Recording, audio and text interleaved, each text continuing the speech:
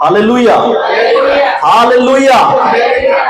ముందుగా దేవాది దేవునికి కోట్లాది కృతజ్ఞతాస్తుతులు, మహిమ ఘనత ప్రభావాలు చెల్లించుకొనుచున్నాను. ఇక్కడున్న దైవజనులకు, కూడి వచ్చిన సంఘం అంతటికి, మరి ప్రత్యేకంగా ఈ రాత్రి కూడికను ఏర్పాటు చేసుకున్న కుటుంబ సభ్యులందరికీ కూడా పేరు పేరున ప్రత్యేకమైన వందనాలు. మరి విశేషంగా స్వరూప ఆంటీకి ప్రత్యేకమైన వందనాలు. ఎందుకయ్యా అంటే కనుక ఇంతవరకు కూడా మన సంఘానికి వచ్చే వాళ్ళలో చాలా వరకు కూడా వాళ్ళ చుట్టాలని లేదా వాళ్ళ ఫ్యామిలీ మొత్తాన్ని కూడికలకు ఎవరన్నా కానీ తీసుకురాగలుగుతున్నారా అంటే కనుక నాకు తెలిసి, నాకు సాధ్యమైనంత వరకు, గుర్తున్నంత వరకు కూడా 1 స్వరూప ఆంటీ, 2 దైవజనులు. నా మాట అర్థమవుతుందా? ఇదివరకు వాచ్ నైట్ సర్వీసులకి ప్రశాంతంగా వచ్చేవాళ్ళు. దేవుడు ప్రేమించి వాళ్ళకి ఇచ్చిన 3 బిడ్డలు కదా, సోని అయినా, మహేష్ అన్న అయినా, లేదా మహేష్ అన్న వాళ్ళ తల్లిగారు పద్మ అంటే అయినా, ఈరోజు సహోదరు మోని అయినా, లేదా తన భర్త జోసఫ్ అయినా, మరి విశేషంగా జోసఫ్ తల్లిదండ్రులు అంకుల్ అయినా, ఆంటీ అయినా, జోసఫ్ చెల్లి, జోసఫ్ వాళ్ళ భర్త కదా, జోసఫ్ వాళ్ళ బావగారు మోయస్ అన్న కానీ, ఇలా కుటుంబం అంతా కూడా స్తుతి కూడికలకైనా కానీ, మందిరానికైనా కానీ ఆంటీ వాళ్ళు మాత్రమే తీసుకొస్తున్నారు అని నేను చెప్పడానికి దాని వెనకాల ఉన్న ఉద్దేశం ఏంటయ్యా అంటే, తర్వాత దైవజనులు సాధారణంత వరకు కూడా మా కుటుంబంలో కూడా మా బావ, మా చెల్లెలు, లేదా వదిను, అన్న, నాయనమ్మ వీళ్ళందరూ కూడా మందిరానికి వస్తూ ఉంటారు. ఈ మాట ఇప్పుడు చెప్పాలా అంటే మేము తేలేమనా అన్నది మీ ఆలోచన కదా. నాకు సాధారణంగా 2 విషయాలు ఇష్టం. దేవుడు గుండె చెదరిన వారిని కదా బాగు చేసేవాడు, ఆయన గుండె గాయాలు కట్టేవాడు. మరి నేను ఆయన పనుని కాబట్టి నాకు కూడా ఒక విషయం ఇష్టం ఏంటో తెలుసా? బాగా కుంగిపోయి ఎవరైనా ఉంటే, ఎవరైనా బాగా బాధల్లో ఉంటే, దేవుడు చెప్పిన ఒక మాటను వాళ్ళ దగ్గరికి మోసుకొని వెళ్ళి, ఇదిగో దేవుడు నీకు ఈ మాట చెప్పాడు అంటే వాళ్ళ కళ్ళలో ఆనందం, వాళ్ళ గుండెల్లో ఆ ధైర్యాన్ని నింపడం నాకు బాగా ఇష్టం. ఆ తర్వాత 2, పేతురు ప్రసంగిస్తుంటే 3000 మంది హృదయాల్లో పొడవ పడ్డారంట. నాకు గాయాలు కట్టడం ఇష్టం, నాకు గాయాలు చేయడం కూడా ఇష్టం. ఆ మాట అర్థమవుతుందా? మీకు గాయాలు అవ్వాలి. ఎందుకంటే చాలామంది కనీసం వాళ్ళ భర్తనైనా కానీ, కనీసం అసలు వాళ్ళ బిడ్డలైనా కానీ మందిరానికి తీసుకురావట్లా. ఏందయ్యా అంటే కనుక, అయ్యా వాళ్ళు మా మాట ఎక్కడ? మరి మీ మాట నీ భర్త వినందే మీ ఇంట్లో ఆ టీవీ ఆడ నుంచి వచ్చింది, ఆ ఫ్రిడ్జ్ ఆడ నుంచి వచ్చింది, ఆ మంచం ఆడ నుంచి వచ్చింది, మీరు వేసుకున్న నగలాడ నుంచి వచ్చినాయి. ఇది మన స్థితి కాదు, ఇది మన స్తోమత కాదు, మనం కొనలేమో, మన దగ్గర డబ్బులు లేవని మీ భర్త చెప్పినా సాధించి రాచి రంపాలు పెట్టి కొనుక్కించుకోగలిగారు. కానీ వాళ్ళు మాత్రం మందిరానికి రావట్లేదయ్యా, మా మాట వింటలేదయ్యా. మీకు ఆ గాయం చేయాలనే మళ్ళీ ఆంటీకి 2వ సారి, ఇప్పుడు 3వ సారి కూడా ప్రత్యేకమైన వందనాలు చెప్పాలని నేను ఇష్టపడుతున్నాను. నా మాట అర్థమవుతుందా? సరే, వాక్య ధ్యానంలోనికి వెళ్ళిపోదాం. ఈరోజు పరిశుద్ధాత్మ దేవుడు మనల్ని ప్రేమించి మనతో మాట్లాడాలని ఆశపడుతున్న సంగతులను యెషయా గ్రంథము 54వ అధ్యాయము 10 నుంచి 14 వచనాల వరకు చూద్దామా. పర్వతములు తొలగిపోయినను, మెట్టలు తత్తరిల్లునను, నా కృప నిన్ను విడిచిపోదు, సమాధాన విషయమైన నా నిబంధన తొలగిపోదు అని నీ యందు జాలిపడు యెహోవా సెలవిచ్చుచున్నాడు. ప్రయాసపడి గాలి వాన చేత కొట్టబడి ఆదరణ లేక ఉన్నదానా, నేను నీ లాంఛనములతో నీ కట్టడమును కట్టుదును, నీలములతో నీ పునాదులను వేయుదును, మాణిక్య మణులతో నీ కోట కొమ్ములను, సూర్యకాంతములతో నీ గుమ్మములను కట్టుదును, ప్రశస్తమైన రత్నములతో నీకు సరిహద్దులు ఏర్పరచుదును. నీ పిల్లలందరూ యెహోవా చేత ఉపదేశము నొందుదురు, నీ పిల్లలకు అధిక విశ్రాంతి కలుగును. నీవు నీతి గల దానివై స్థాపించబడుదువు, నీవు భయపడనక్కర్లేదు. బాధించు వారు నీకు దూరముగా ఉందురు, భీతి నీకు దూరముగా ఉండును, అది నీ దగ్గరికి రానే రాదు. ఈ మాటలన్నిటినీ సింప్లిఫై చేసి ఈరోజు పరిశుద్ధాత్మదేవుడు మనతో మాట్లాడాలని ఆశపడుతున్న సంగతులు ఆయన పాదాల దగ్గర కనిపెడుతుండగా ఆయన నాకు నేర్పించిన విషయాలు మీకు తెలియజేయాలని ఆశపడుతున్నాను.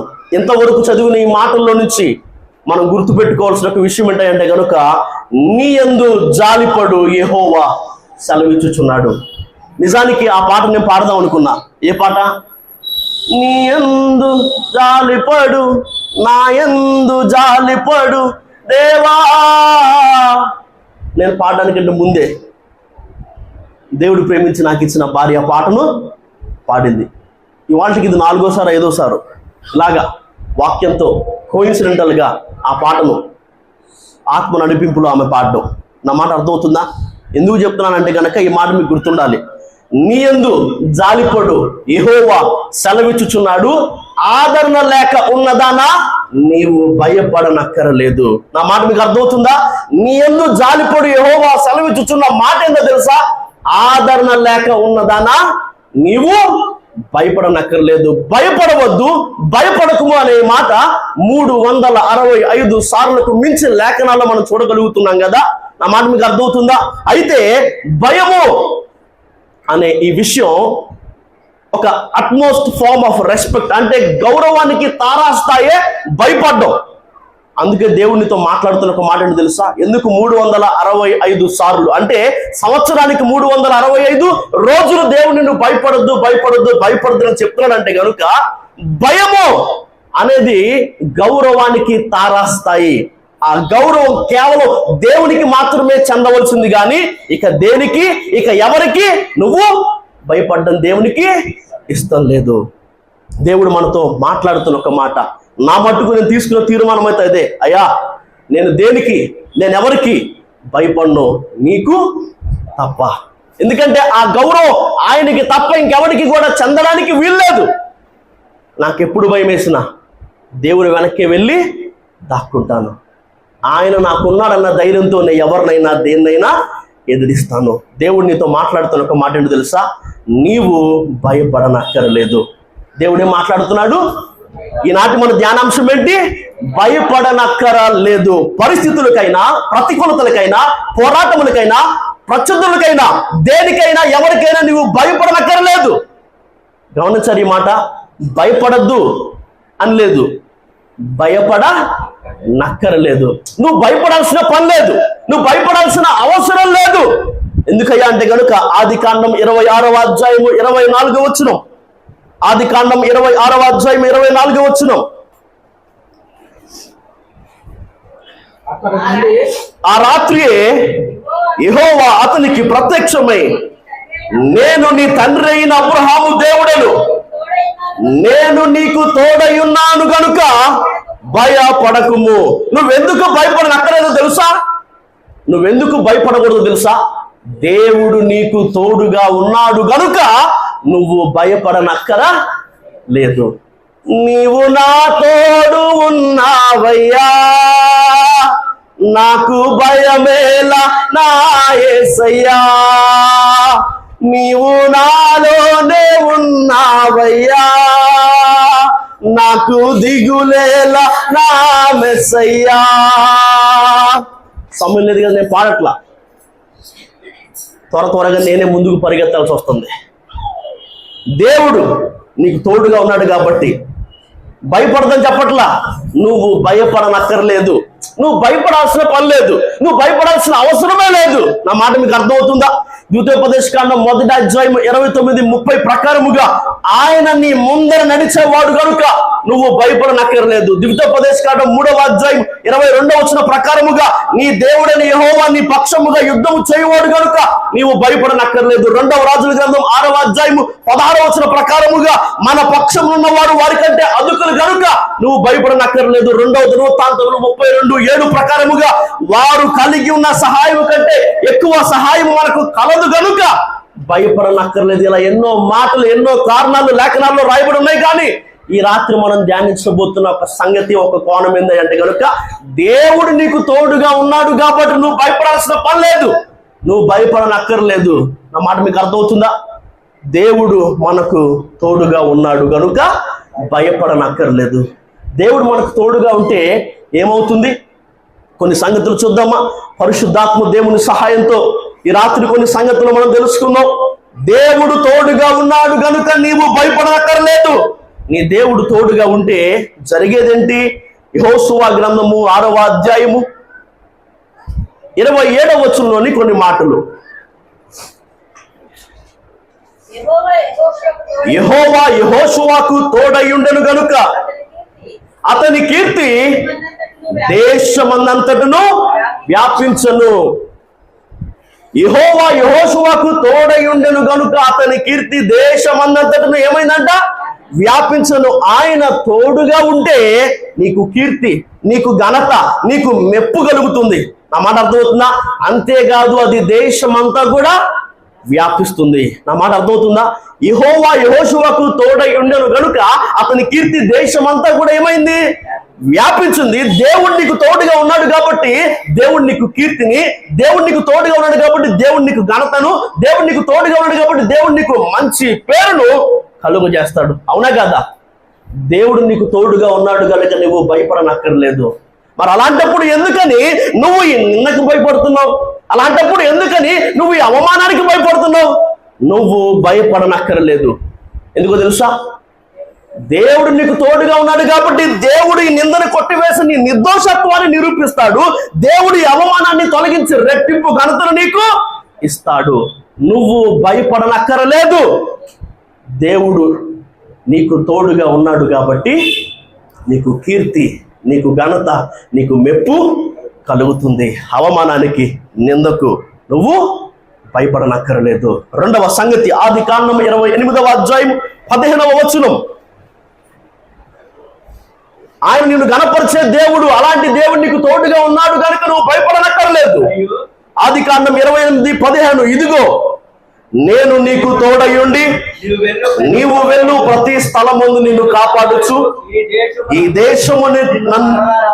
దేశమునకు నిన్ను మరలా రప్పించదును, నేను నీతో చెప్పినది నెరవేర్చు వరకు నిన్ను విడువనని చెప్పగా, ఇదిగో నేను నీకు తోడయుండి నీవు వెళ్ళి ప్రతి స్థలమందు కూడా నేను ఏం చేస్తానంట? నేను ఏం చేస్తాను? అది ఆయన నిన్ను గణపరిచే దేవుడు. అలాంటి దేవుడు నీకు తోడుగా ఉన్నాడు కాబట్టి నిందకు, అవమానానికి నువ్వు భయపడద్దు. నిందను తొలగించి, అవమానాన్ని తొలగించి నీ నిర్దోషత్వాన్ని ఆయన బయటకు తెస్తాడు. నా మాట మీకు అర్థమవుతుందా? రెట్టింపు ఘనతనాన్ని నీకు ఇస్తాడు కాబట్టి నువ్వు భయపడాల్సిన పని లేదు. రెండవ సంగతి, ఇదిగో నేను నీకు తోడయ్యుండి నీవు వెళ్ళు ప్రతి స్థలం ముందు నిన్ను ఏం చేస్తాను? నిన్ను కాపాడతాను. నువ్వు భయపడనక్కర్లేదు. నీ దేవుడు నీకు తోడుగా ఉన్నాడు కాబట్టి. నీ దేవుడు ఎలాంటి వాడు? నిన్ను కాపాడేవాడు. ఈ లోకంలో కొన్ని జంతువులు ఉంటాయి కదా. కోడి తన బిడ్డల్ని ఎలా కాపాడుకుంటా ఉంటుంది? ఒక ప్రమాదం, ఒక అపాయం వాటికి సంభవిస్తుందని తెలిసినప్పుడు దాని ప్రాణాలైనా అడ్డేసి కోడి తన పిల్లలు ఏం చేస్తుంది? కుక్కైనా, పిల్లైనా, ఎలుకైనా, ఏమైనా కానీ ఈ జంతువులు ఏం చేస్తున్నాయి? ప్రాణాలు అడ్డేసి వాటి పిల్లలు ఏం చేస్తున్నాయి? కాపాడుకుంటున్నాయి. వివిఐపీలకు పలు రకాలైన సెక్యూరిటీ ప్రొవైడ్ చేస్తూ ఉంటారు కదా ప్రభుత్వం వారు. ఉదాహరణకి ఎస్పీజీ అని, ప్రైమ్ మినిస్టర్ కి ఎస్పీజీ అనే ఒక సెక్యూరిటీని ప్రొవైడ్ చేస్తూ ఉంటారు. Z+ అని, Z అని, Y అని, Y+ అని చూస్తూ ఉంటారు కదా. వివిఐపీలకు ఏం చేస్తారు? ఒక సెక్యూరిటీని, ఒక భద్రతను, కాపుదలను ప్రొవైడ్ చేస్తూ ఉంటారు. ఈగ కూడా వాళ్ళని దాటి వీళ్ళ మీదకి వాళ్ళలేదు. కనీసం మనుషులు విసిరే పువ్వులైనా కూడా వాళ్ళని దాటి వీళ్ళ వరకు రాలేవు. అయితే నువ్వు అంతకంటే దేవుని దృష్టికి విలువైన దానివి. నువ్వు అంతకంటే దేవునికి చాలా చాలా కావలసిన దానివి, కావలసిన వాడివి కనుక నిన్ను ముడితే నా కనుగుట్టు నువ్వు ముట్టినట్టే అని దేవుడు చెప్పాడు కాబట్టి నువ్వు భయపడనక్కర్లేదు. నా మాట నీకు అర్థమవుతుందా? నువ్వు వెళ్ళే ప్రతి స్థలంలో కూడా నీ దేవుడు నీకు తోడుగా ఉన్నాడు. ఎందుకు తెలుసా? నిన్ను కాపాడడానికి. నిన్ను కాపాడే దేవుడు నీకు తోడుగా ఉన్నాడు కాబట్టి ఈ శ్రమకు, ఈ కష్టానికి, ఈ సమస్యకు, ఈ ఇబ్బందికి నువ్వు ఎందుకు భయపడుతున్నావు? నువ్వెందుకు ఏడుస్తున్నావు? నీవు భయపడనక్కరా లేదు. నా మాట మీకు అర్థమవుతుందా? ఆయన నేను గణపరిచే దేవుడు, నీకు తోడుగా ఉన్నాడు కదా, భయపడనక్కర్లేదు. ఆయన నేను కాపాడే దేవుడు, నీకు తోడుగా ఉన్నాడు కదా. దుష్టుల నుంచి, కీడు నుంచి, ప్రమాదముల నుంచి, అపాయముల నుంచి ఆయన నిన్ను తప్పించే దేవుడు కనుక నువ్వు భయపడనక్కరా లేదు. తర్వాత సంగతి చూద్దాం లేఖనాల నుంచి. అదే ఆదికాండం 39వ అధ్యాయం. ఆదికాండం 39వ అధ్యాయం 2-3 వచనాలు చూద్దామా. యెహోవా యోసేపునకు తోడయుండును గనుక అతడు వర్ధిల్లుచు తన యజమానుడగు ఐగుప్తిని ఎంత ఉండెను. యెహోవా అతనికి తోడయుండుననియు అతడు చేసినదంతయు అతని చేతిలో యెహోవా అతనికి తోడయుండుననియు అతడు చేసినదంతయు అతని చేతిలో యెహోవా సఫలము చేసిననియు అతని యజమానుడు చూశాడంట. నా మాటలు మీకు అర్థమవుతుందా? మొదట దేవుడిని గణపరిచే దేవుడు, ఆయన నీకు తోడుగా ఉన్నాడు. 2, ఆయన నిన్ను కాపాడే దేవుడు, ఆయన నీకు తోడుగా ఉన్నాడు. 3, ఇక్కడ మనం చూస్తున్న మాట, యెహోవా యోసేపుకు తోడయుండును గనుక అతడు వర్ధిల్లుచు. దేవుడు ఎలాంటి వాడంట? నిన్ను వర్ధిల్ల చేసే దేవుడు. నీవు భయపడనక్కరలేదు. ఎందుకో తెలుసా?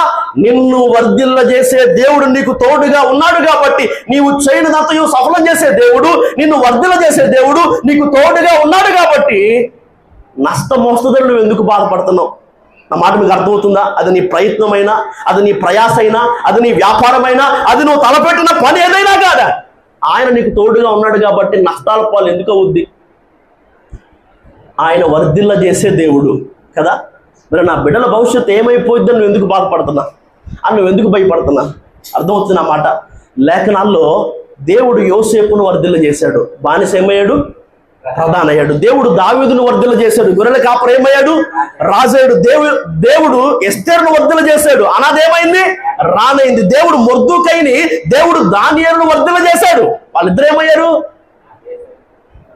ఆ దేశాలకే, ఆ సంస్థానాలకే ప్రధానులుగా మార్చబడ్డారు. ఒక బానిస, ఒక గొర్రెల కాపరి, ఒక అనాథ, చెరపట్టబడిన వారైనా, ఈ మొర్దెకై దానియేలైనా కూడా దేవుడు వారికి తోడుగా ఉన్నాడు కాబట్టి వారు వర్ధిల్లారు, వారు గొప్పవారయ్యారు. నీవు భయపడనక్కరలేదు. ఎందుకు? దేవుడు నీకు తోడుగా ఉన్నాడు కాబట్టి. ఆయన నువ్వు చేసిందంతా కూడా సఫలం చేయగలిగిన వాడు. ఆయన నీ ప్రతి ప్రయత్నాన్ని కూడా సఫలం చేయగలిగిన వాడు. నా మాట అర్థమవుతుందా? అక్కడ మనం చూడగలిగితే కనుక, అక్కడ మనం చూడగలిగితే వర్ధిల్ల చేసే దేవుడు ఆయన. అంత మాత్రమే కాదు, ప్రతి ప్రయత్నాన్ని సఫలం చేయగలిగిన దేవుడు ఆయన. సఫలం చేసే దేవుడు, వర్ధిల్ల చేసే దేవుడు నీకు తోడుగా ఉన్నాడు కాబట్టి నువ్వు భయపడనక్కర లేదు. భవిష్యత్తుని గురించి ఎందుకు భయం? నష్టపోతామేమో, ఇదే కొద్దిగా, ఇదే కొంచెం వారిగా, ఇదే కడుదీన హీన స్థితిలో మిగిలిపోతావేమో అన్న భయం నీకెందుకు? నీవు భయపడనక్కరలేదు. ఎందుకు తెలుసా? నీవు చేయనిదంతయు సఫలం చేసే దేవుడు, నిన్ను వర్ధిల్ల చేసే దేవుడు నీకు తోడుగా ఉన్నాడు గనుక. ఆయన నిన్ను గణపరిచే దేవుడు, ఆయన నిన్ను కాపాడే దేవుడు. 3వదిగా ఆయన నిన్ను వర్ధిల్ల చేసే దేవుడు. 4వదిగా 2వ రాజుల గ్రంథం 18వ అధ్యాయము 7వ వచనం చూద్దాం త్వరగా. 2వ రాజుల గ్రంథం 18వ అధ్యాయము 7వ వచనం. కావున యెహోవా అతనికి తోడుగా ఉండెను, తాను వెళ్ళిన చోట్ల నెల్ల అతడు జయము పొందెను. దేవుడు నీకు తోడుగా ఉన్నాడు కాబట్టి నీవు భయపడనక్కరలేదు. 4వ విషయం, యెహోవా అతనికి తోడుగా ఉండెను గనుక తాను వెళ్ళిన చోట్ల నెల్ల అతడు ఏం చేశాడంట? జయమును పొందాడు. నీ దేవుడు ఎలాంటి వాడయ్య అంటే గనుక, నీవు పోయిన చోట్లల్లా కూడా దేవుడు నీకు జయాన్ని ఇచ్చే దేవుడు. నీ ప్రతి పోరాటంలో నిన్ను గెలిపించడానికి నీకు తోడుగా ఉన్న దేవుడు. మరి అలాంటి దేవుడు నీకు తోడుగా ఉన్నప్పుడు నువ్వెందుకు ఈ శత్రువుకు, నువ్వెందుకు ఈ పోరాటానికి భయపడుతున్నావు? నీవు భయపడనక్కరలేదు. నా మాట అర్థమవుతుందా? అది బ్రతుకు పోరాటమైనా, అది ఆర్థిక పోరాటమైనా, అది అనారోగ్యంతో పోరాటమైనా కానీ, ప్రత్యర్థి ఎవరైనా పోరాటం ఎంతదైనా, ఏదైనా కానీ, నీవు ఏ స్థలంలో ఉన్నావో, నీ ఏ చోటుకి వెళ్తున్నావో, నీ ఏ పోరాటంలో ఉన్నావో, ఆ పోరాటంలో నిన్ను గెలిపించే దేవుడు నీకు తోడుగా ఉన్నాడు కాబట్టి నువ్వు ఓటమికి భయపడనక్కరలేదు.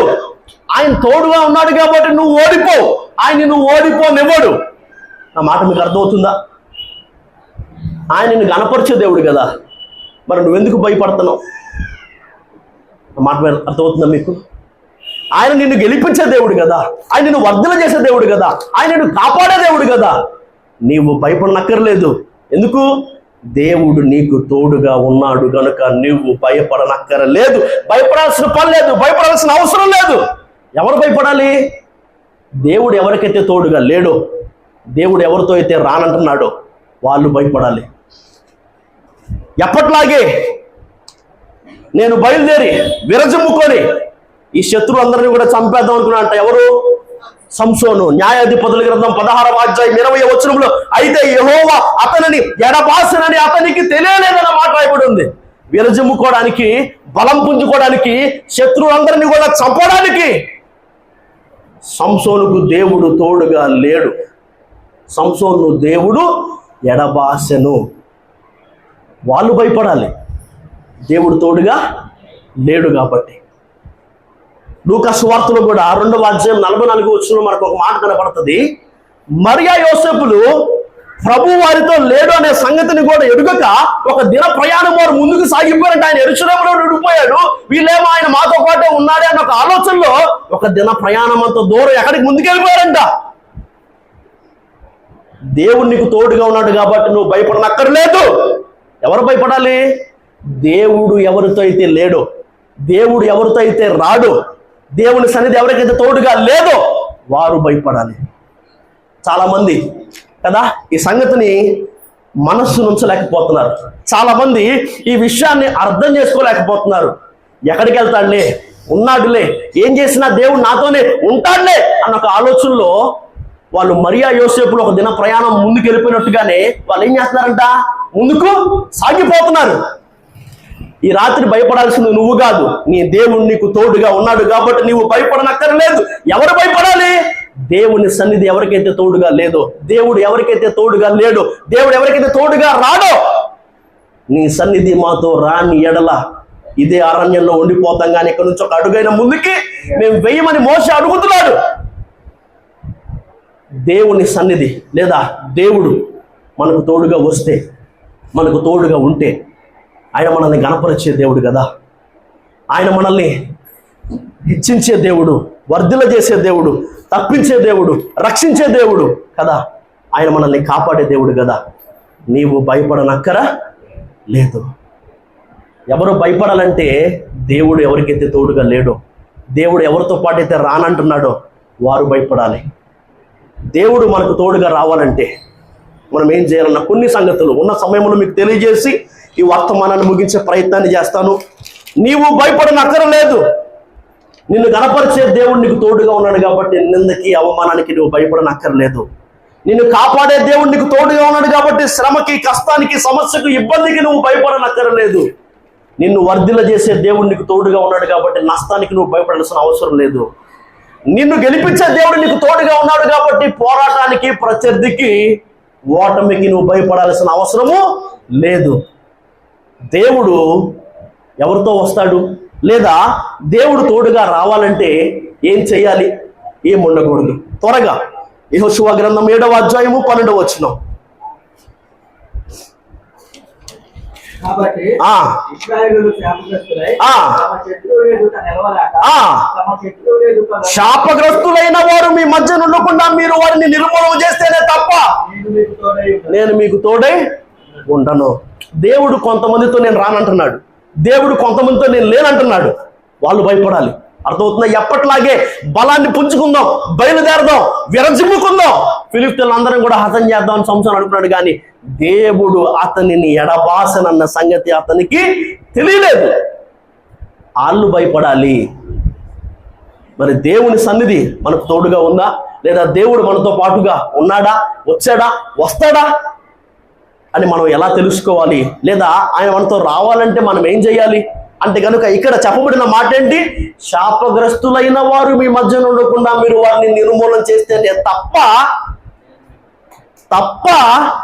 నేను మీకు తోడే ఉండను.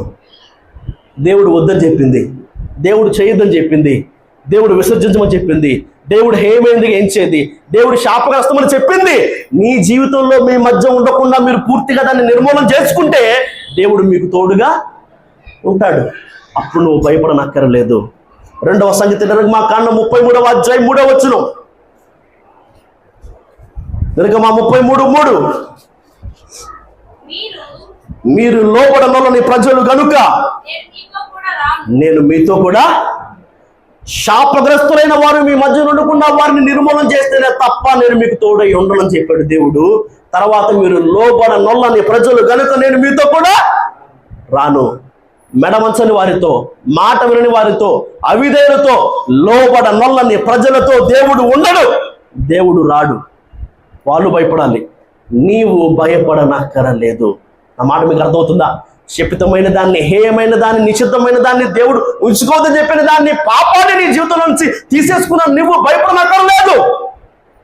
రెండవదిగా, మాట వినే మనసున్న నీవు, లోబడే వ్యక్తిత్వం ఉన్న నువ్వు భయపడనక్కర్లేదు. దేవుడు నీకు తోడుగానే ఉంటాడు. మూడవ సంగతి, 2వ రాజుల గ్రంథం 18వ అధ్యాయం. 2వ రాజుల గ్రంథం 18వ అధ్యాయం 6-7 వచనాలు చూద్దామా.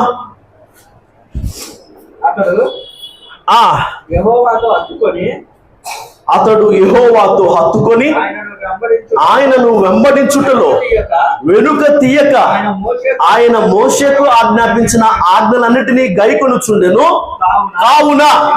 కావున గనుక కాబట్టే యెహోవా అతనికి తోడుగా ఉండెను. ఎందుకు తోడుగా ఉన్నాడంట?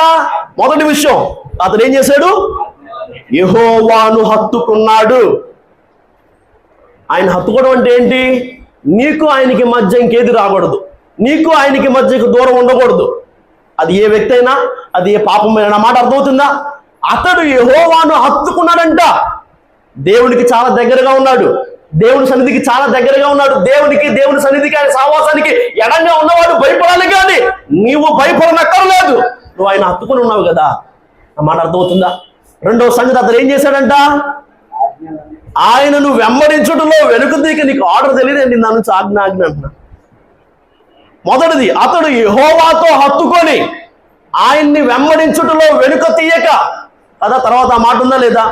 రెండో విషయం ఏంటంట? ఆయన్ని వెంబడించడంలో వెనుక తీయట్లేదంట.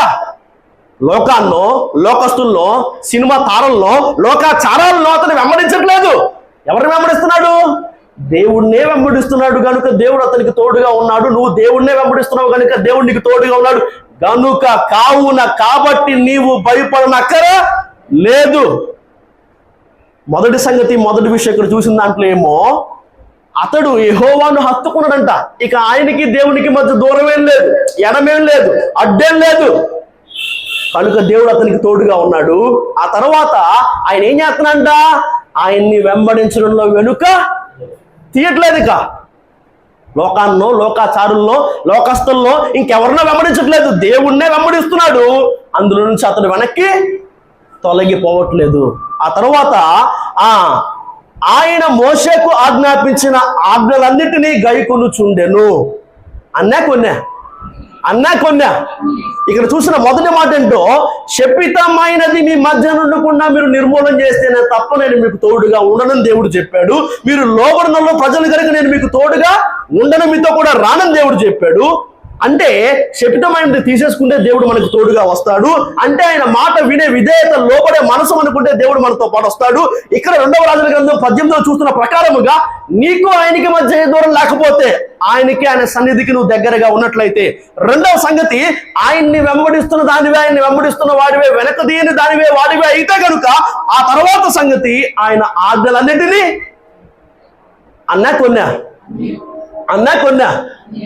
కొన్ని చేస్తే యాకోబు 2:10, యాకోబు పత్రిక 2వ అధ్యాయం 10వ వచనం. నా మాటలు ముగిస్తున్నాను.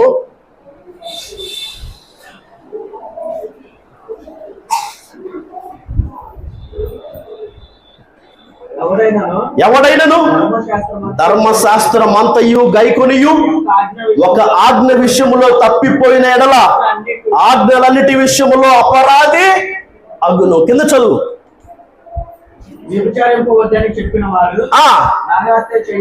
వ్యభిచరించదని చెప్పినాడు, నరహత్య కూడా చేయొద్దని చెప్పాడు. కాబట్టి నువ్వు వ్యభిచరించకపోయినా కూడా నరహత్య చేస్తే ధర్మశాస్త్ర విషయంలో అపరాధివి.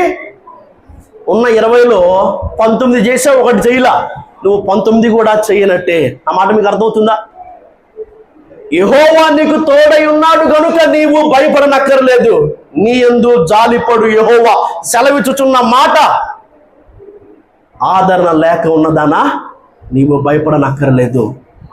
ఈ నిందకు, ఈ అవమానానికి, ఈ కష్టానికి, ఈ శ్రమకు, ఈ ఇబ్బందికి, ఆ నష్టానికి, లేదా భవిష్యత్తును గురించో, లేదా ప్రత్యర్థుల గురించో, పోరాటాన్ని గురించో నీవు భయపడనక్కర్లేదు.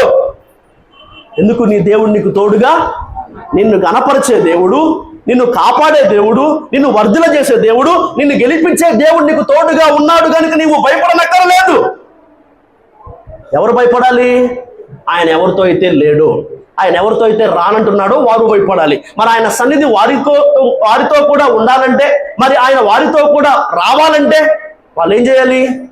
శపితమైన దాన్ని పూర్తిగా తీసివేసుకోవాలి, తర్వాత లోబడాలి, తర్వాత ఆయన్ని హత్తుకోవాలి, ఆ తర్వాత ఆయన్ని వెంబడించడంలో వెనుక దీని వారిగా ఉండాలి, ఆ తర్వాత ఆయన ఆజ్ఞలన్నిటినీ అనుసరించే వారిగా, గైకొనే వారిగా ఉండాలి. నువ్వు శపితమైన దాన్ని తీసేసుకున్నావు, నువ్వు ఆయన మోటకు లోపడుతున్నావు, నువ్వు ఆయన హత్తుకొని జీవిస్తున్నావు, ఆయన వెంబడించడం నువ్వు వెనక తీయలేదు, ఆయన ఆజ్ఞలన్నింటినీ కూడా నువ్వు అనుసరిస్తున్నావు. ఆయన నీకు తోడుగా ఉన్నాడు కాబట్టి నువ్వు భయపడనక్కర లేదు. దేవుడి మాటలు దీవించును గాక. ఆమేన్.